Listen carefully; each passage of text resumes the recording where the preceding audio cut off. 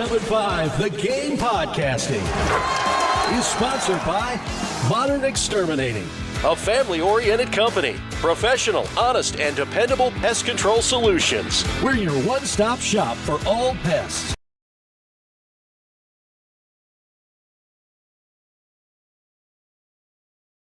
College football, the schedule, you and I have had this conversation. What do you think, about 17,402 times? It's been a while, man. It's been a while. So there is finally, well, you go ahead. You yap about it, and then we'll move back and forth.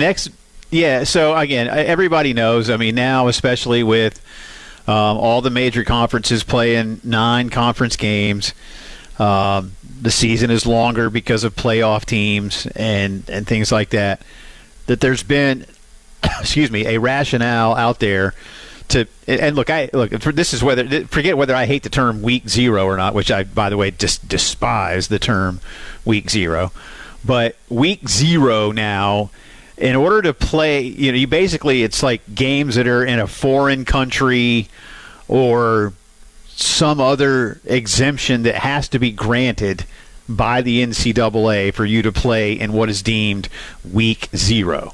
And so now there's going to be a vote next month with the NCAA Football Oversight Committee, and they're going to discuss next month moving the start of the regular season, unfortunately not till 2027, to what is now deemed week 0. That would become week 1, and everybody could schedule a game at that point. And then what it would do more than anything, Terry, is, it would ensure that everybody could have 2 open weeks over a 14-week period. So everybody's going to play their 12 regular season games, and the regular season would still end Thanksgiving week. So, games on Thanksgiving, perhaps, certainly Black Friday, and then Thanksgiving Saturday, where all the rivalry games are typically played, at least a lot of them, mostly, Carolina, Clemson around here. That would still be the end of the regular season. Now, I've been pushing even for that to become championship weekend, conference championship weekend, but I'll take what I can get. And I think a lot of fans, I know I'm going to call myself a fan here as much as a media guy, I'm just ready to start the season earlier. Look, I feel like this with Atlanta. And again, we'll see where it goes.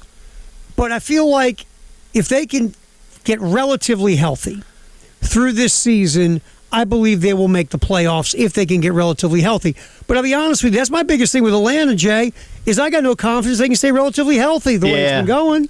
I don't know what's going on with the pitching. I mean, is it dumb luck? Is it something that is being coached that doesn't translate well as these guys try to make their pitches and something's not clicking?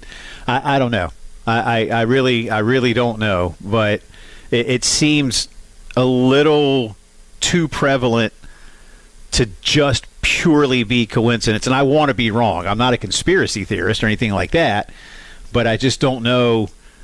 Yeah, I'm like, dadgum. I mean, and for a guy like Strider, it's been like 3 separate injuries. It's been the shoulder and like a hip, and now it's an oblique. And I'm just thinking, is he trying too hard to come back, and you're putting strain on another part of the body? Because a lot of athletes do that, right? Like when one part of your body is a little weaker, you're trying to compensate somewhere, and then you end up screwing something else up. And has he done that? I don't know. But Spellenbach, who had a nice run, Bryce Elders had a nice run, and they're on the shelf. It's crazy, man. So here's hoping, like I said, that maybe the Braves have an everyday 1 through 9 that can score some runs, and maybe you don't win slugfests. I'm not saying you got to go win 7-6 or something like that, but if you just put some across the plate and make some guys work. And do the Braves have a bullpen right now?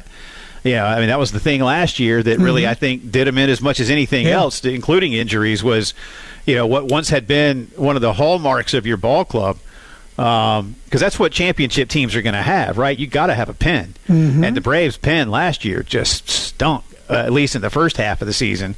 It got a little better. Iglesias got a little better in the second half. And the Braves had a better second half, but by then it was too late because they were so bad in the first half. Right.